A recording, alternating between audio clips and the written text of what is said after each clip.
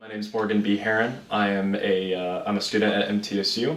I'm studying visual arts as well as illustration, and I hope to be a full-time cartoonist and illustrator.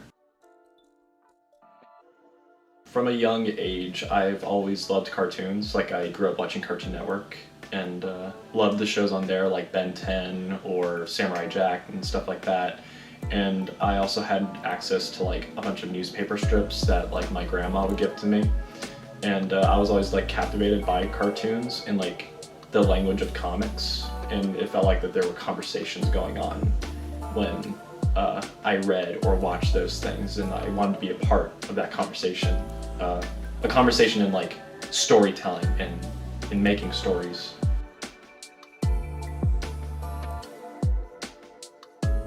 Mike Mignola, he's the creator of Hellboy, which is this big movie franchise now, big, I guess you would say intellectual property. But his storytelling's always stood out to me since I first laid eyes on it. It's very slow, the pace is atmospheric and moody, but inviting at the same time. And he uses heavy shadows and just this very confident pen stroke line paired up with big sweeping shadows, and I've always been attracted to that, and I try to even emulate that a little bit in my art with my comic, Frankie Boy Monster.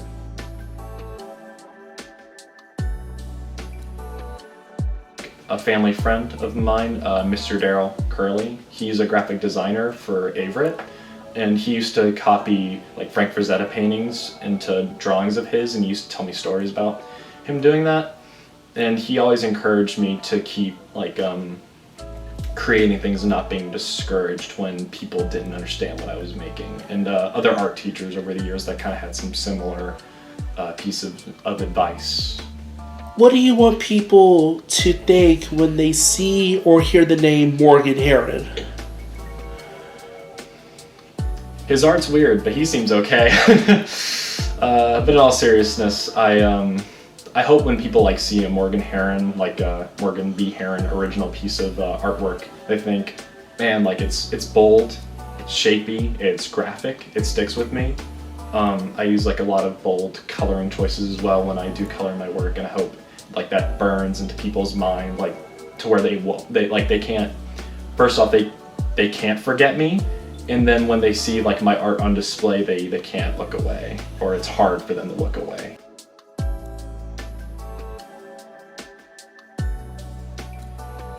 I started making comic pages, like full-on finished comic pages, my sophomore year of high school, and I just kept doing it till I got the results I wanted. And like, you have to do that, and you have to be open to discover things yourself within your style once you start making finished pieces and finished pages of comics. And you have to figure it out a lot on your own, but then also don't be afraid to ask professionals in the field if you can make connections on social media or in even your art department. Do it, take advantage of it, pick people's brains and see how your art grows in that way. And also, I would say, like my thing, my comic is just what I wanted to make.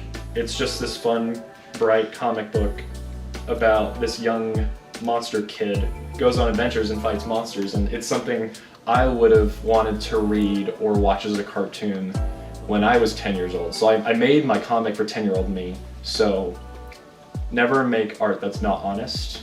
Make the thing that you would want to have yourself.